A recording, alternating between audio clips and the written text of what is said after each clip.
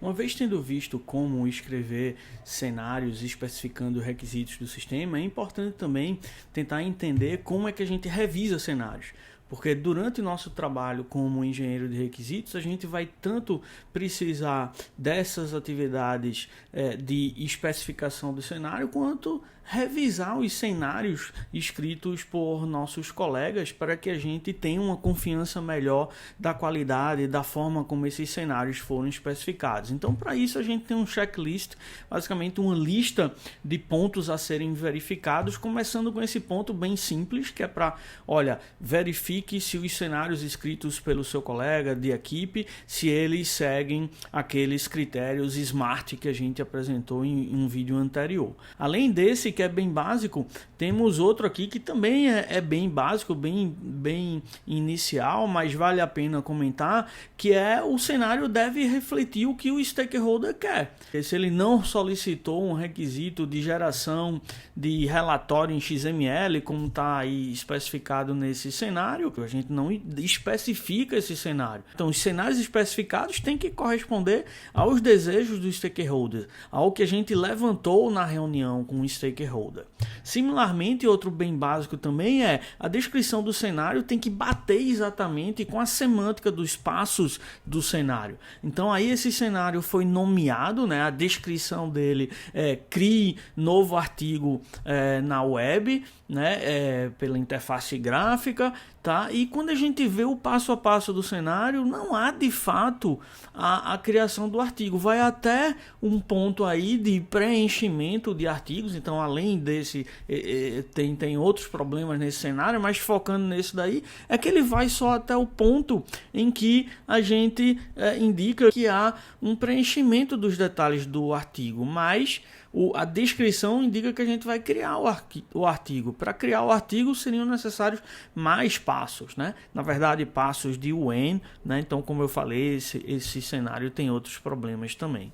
Tá? Um outro ponto importante de observar nos cenários escritos por nossos colegas ou por quem quer que a gente vá fazer a revisão, né, é essa ideia de que os passos dos cenários não devem ser muito longos. E se eles precisam de um end aí, como a gente está ilustrando nesse caso, que é um end que conecta duas frases realmente, certo? Então é melhor quebrar isso em dois passos e usar o end do Gherkin, que é essa linguagem que a gente está usando para especificar os cenários. Tá? É melhor fazer isso porque a gente quebrando o passo em dois, a gente vai ter mais chances de reusar esse passo depois. Além da legibilidade do cenário ser melhorada, porque fica mais fácil entender com passos menores. Nem todo end precisa ser quebrado, mas nesse caso onde os ends estão conectando duas frases completas, sim, é interessante quebrar. Um caso em que a gente tem end na frase e não conecta duas frases inteiras e por isso não é interessante quebrar, é quando a gente fala, por exemplo, dado que a aluna Maria tem conceitos MA, MPA, END, MANA, certo? Aí é uma situação onde esse END não leva a gente a quebrar o passo em dois. A gente pode ter esse tipo de end porque ele não está conectando duas frases completas, não tem um reuso possível aí. Então, ao invés de ter uma situação dessa daí, onde os passos são grandes e tem um end implícito aí no meio da frase, separando duas frases, na verdade, né, é mais interessante realmente a gente quebrar e obter uma situação como essa daqui, onde realmente a gente quebrou. O given diz que a gente está na página de artigos e o end seguinte diz que o artigo está armazenado, né, ele aparece numa lista de artigos, o que quer que seja. Tá? Um outro ponto importante também visando o reuso é não duplicar os passos do cenário. Então aí nessa situação a gente tem dois passos givens, eles fazem basicamente a mesma coisa, mas a descrição é diferente, certo? O texto é ligeiramente diferente. Então isso não é legal porque eventualmente a gente vai ter que implementar esse passo, vai ter que associar código a esse passo, o código do teste, e o que vai acontecer, a gente vai precisar duplicar o código desse teste, vai eventualmente precisar ter 2 métodos para isso.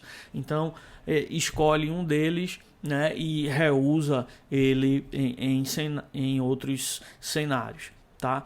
De forma similar, não é interessante duplicar os cenários. Então, aí na primeira parte que está marcado de X, a gente vê que tem 2 cenários de exportação, um de XML, outro de PDF. Então, a ideia seria, ao invés de ter esses 2 cenários repetidos, ter um cenário só que no DEN ele verifica as 2 situações, se a opção de exportação XML e PDF, se as 2 estão disponíveis. Tá? É importante também que os cenários não sejam nem vagos nem incompletos. Tá? Então esse daí tem os 2 problemas. Ele é vago porque, por exemplo, ele vai verificar aí no DEN que o sistema tem todas as publicações que estavam.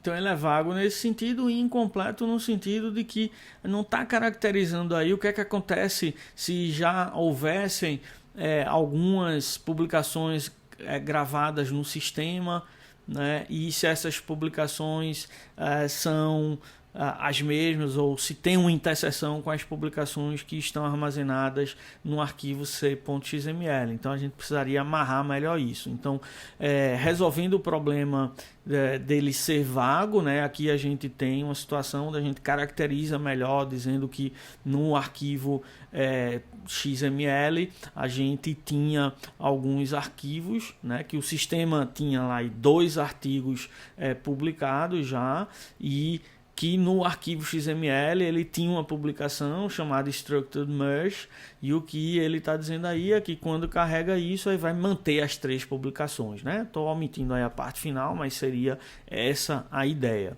Então isso resolve o problema dele ser vago, e para resolver o problema da incompletude a gente adicionaria um passo a mais para amarrar e dizer o que é que acontece com os artigos que existem, né? Que existiam antes. Então eles vão ser mantidos. Então estou amarrando isso com passos adicionais, como por exemplo o último passo aí do end, no DEN, né? O end após o DEN, onde a gente verifica justamente essa questão de que um dos artigos que existia antes ele continua existindo. Aí teria mais outro passo para deixar ele bem completo mesmo, mas eu omiti aí por uma questão de espaço, né? Então, de novo, essa mesma dica, essa mesma sugestão de verificar se os cenários escritos por um colega seu que você vai revisar, se eles não são vagos ou incompletos, né? Então, nessa situação aí, a gente está vendo nessa parte de cima uma indicação de que o sistema precisa gerar um relatório em PDF, tá? Após realizar algumas operações. Mas é vago no sentido de que o que é que tem que ter nesse arquivo PDF? Se eu só vou verificar a existência do arquivo PDF, isso é muito fraco. Pode ser um arquivo vazio, pode ser um arquivo corrompido e tal. Então é preciso adicionar passos a mais para remover essa falta de detalhamento, né? Essa incompletude aí. E aí, por exemplo, um passo a mais seria verificar que realmente o arquivo PDF ele contém detalhes específicos que a gente espera que esse arquivo tenha por essa operação aí que a gente solicitou. Tá? Um outro ponto é que a gente deve sempre parametrizar os cenários, as informações que são alimentadas pelos cenários, né? Então aqui, se a gente vai ter aí, no caso aí essa parte que está em amarelo, se a gente quer ter depois nesse mesmo sistema outras formas de gerar o arquivo, o relatório, não só em PDF, então a gente poderia receber essa informação PDF como parâmetro, né? E aí na hora de implementar cada passo desse, a gente implementaria o passo uma única vez, e em cenários diferentes eles podem aparecer com valores diferentes. Então a gente já pensando que cada passo desse vai ser implementado, vai ter um código associado a ele, e a gente não quer duplicação disso daí. Então, ao invés de ter um método, 2 métodos que fazem basicamente a mesma coisa, só que um faz uma verificação de se existe um arquivo PDF, o outro faz uma verificação se existe um arquivo XML, né? A gente tem um método só que recebe o PDF ou XML como parâmetro e faz a verificação correspondente. Tá? Tá? Na especificação dos cenários, a gente tem que especificar ações de fato, não a ausência de ações. Né? Então, você não pode escrever como essa parte de cima aí, quando eu não carrego um arquivo, certo? Não, você tem que ser uma ação de fato, porque não carregar o arquivo não é uma ação. Então, provavelmente, o que a pessoa estava querendo escrever aí, e que seria melhor escrito de outra forma, de forma mais detalhada, seria provavelmente ele está dizendo: eu tentei carregar um arquivo, mas não digitei nada sobre o nome do arquivo. Tá? Então, quando a pessoa tem, por exemplo, um campo para digitar o nome do arquivo que está no seu computador e que precisa ser carregado para o sistema, né? E a pessoa clica o botão, por exemplo, de carregar o arquivo, mas não digitou o nome. Tá? Então, é provavelmente isso que ele estava querendo fazer. Então, a gente teria que ter esse detalhamento desse passo a passo. Né? Então, numa situação em que não foi informado, né, dado que não foi informado o nome do arquivo, quando eu tento carregar o arquivo, aí sim você tem um detalhamento do que é que o sistema deve fazer, certo? Então fazer esses 2 passos ao invés desse passo daí, dado que é quando eu não carreguei o arquivo, certo? Mesmo jeito nessa parte de baixo, dado que eu estou em qualquer página, certo? Eu vejo o aluno e tal, então esse then tá até ok, mas o problema é o given, dado que eu estou em qualquer página. A gente vai precisar automatizar isso daí. Isso daí vai virar um teste automatizado. Então, como a gente tem que ser bem específico, tá? Não adianta dizer quando eu estou em qualquer página, tem que para o teste eu vou ter que informar em que página específica eu tenho que estar. Então você já tem que escolher uma página na hora que estiver especificando esse tipo de cenário. Aí você registra isso no given ao invés dessa situação. Um outro ponto bem básico evite erros de português, de inglês, quando você está escrevendo os cenários. Tá? Então, se você for revisar isso e tem erros de inglês, né, isso tem que ser indicado para que o seu colega ajeite esse problema, resolva esse problema e evite causar esse mesmo problema no futuro. Um outro ponto importante que a gente já comentou em outras situações, mas aqui só para complementar no checklist, é usar ações de alto nível. Certo? Ao invés de ter esse detalhamento de eu seleciono isso, depois eu clico naquilo, né, que a gente já viu que é um baixo nível de abstração, manter o alto nível de abstração e simplesmente diz, olha, quando eu peço para o sistema carregar um arquivo XML, né, contendo tal artigo, né, aí você vai dizer o que acontece. Ao invés de dar os 2 detalhamentos de cima, abstrai e vai direto ao assunto. Tá? É importante também escrever os cenários de forma que eles sejam independentes de plataforma. Tá? É que eles funcionem do mesmo jeito, eles verifiquem do mesmo jeito as suas restrições e elas funcionem do mesmo jeito, tanto no ambiente de um sistema operacional ou de um idioma específico, né? Ou de um dispositivo diferente. Tem que manter sempre o mesmo comportamento. Então aí na parte de cima a gente tem que a pessoa disse que o sistema vai mostrar a mensagem no valid XML file was uploaded, certo? Então ele está escrevendo isso daí em inglês. Então ele está assumindo que o sistema vai rodar em inglês, mas se for um sistema que é internacionalizado, em que as mensagens são informadas em inglês, se ele está rodando no browser que está configurado com inglês como língua padrão, e as mensagens vão ser dadas em português, se ele está configurado, se ele vai rodar num browser que está configurado com português como linguagem padrão, então esse passo aí ele pode não ser válido quando estiver rodando nesse browser em português. Então eu posso até ter rodado esse teste na minha máquina em que o browser é padronizado com inglês, mas se eu for rodar isso provavelmente em outra máquina, né, numa máquina da empresa, por exemplo, onde a gente roda todos os testes antes de instalar, de fazer a instalação no cliente, né? E se nessa máquina da empresa o browser, a padronização dele for por português, o teste vai quebrar.